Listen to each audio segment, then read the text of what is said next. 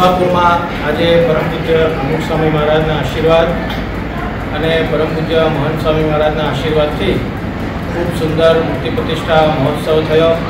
જેમાં નવાપુરના હરિભક્તોએ, નવાપુરના કાર્યકરોએ, નવાપુરના બાળકો, યુવકો અને બધા જ મહિલા મંડળ બધાએ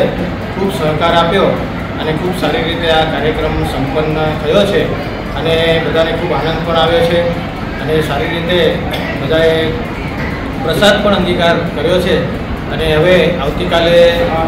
જે સવારે આરતી થશે, સાંજે આરતી થશે, એમાં પણ હરિભક્તો પધારશે, સભામાં પણ હરિભક્તો પધારશે એવી આપણે બધાને વિનંતી કરીએ છીએ. જય સ્વામી. આ કાર્યક્રમમાં જે મહાપ્રસાદ હતો